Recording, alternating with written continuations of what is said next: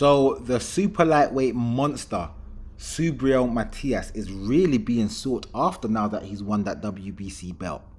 We've got Alberto Puello, who wants his rematch and he wants it immediately.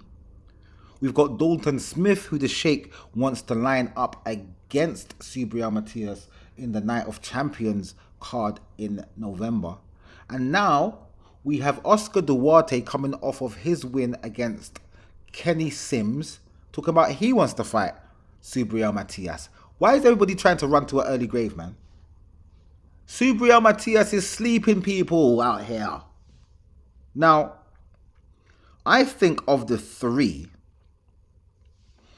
it would be maybe Dalton Smith has got the right style to beat Subriel Matias, but so did Alberto Puello, and their fight was actually quite close. I do think that Subriel Matias won, but there can be arguments for it to be a draw, and I can see how people could have said that they think that Alberto Puello won, even though I didn't see that. Because some people interpret boxing differently, and especially if you're a fan of a particular boxer or you dislike a particular boxer, you'll go against who you dislike and you'll be for who you do like. And for some reason, Subriel Matias is not very loved in the boxing community. Oscar Duarte, though, I can't see you beating Subriel Matias. You both have the same come forward pressure fighting style, but I just think that Subriel hits harder. My opinion. Oscar Duarte has definitely grown into the weight. He was getting slapped and pushed around by the likes of Ryan Garcia down there at lightweight, but the fact is, Ryan Garcia may have been on that PED sauce when he dealt with Oscar Duarte. Personally, I think it's more about the style matchup. He being a pressure fighter, Ryan Garcia being more of a boxer puncher. Boxer punchers usually have a very good time against pressure fighters because pressure fighters are always in your face. You don't have to go and look for them, and you can do your counters that you like, and you can, box clever if you want, and you can actually meet fire with fire, but because you have a more polished technique, you will more than likely be more successful than the pressure fighter.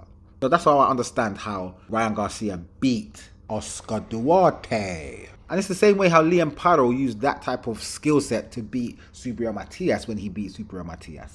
I just think that Alberto Puello didn't put that to use as much, and he sacrificed a lot of movement to try and be in the pocket, but while in there he didn't necessarily have a good enough output to win the fight. That's why he lost, in my opinion.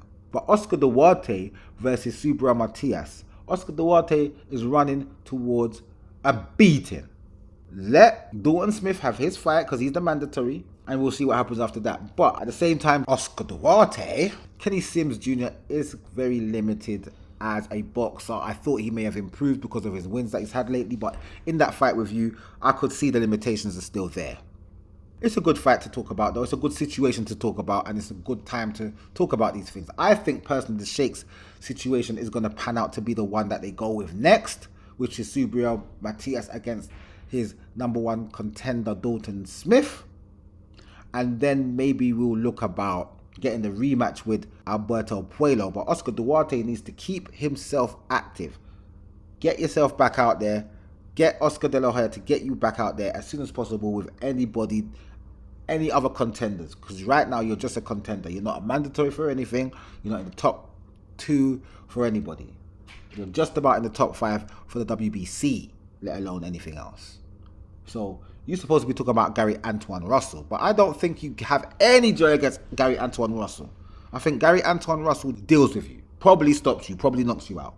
So with that being said, we'll see what happens going forward in this particular situation, and I'll see you guys in the next video.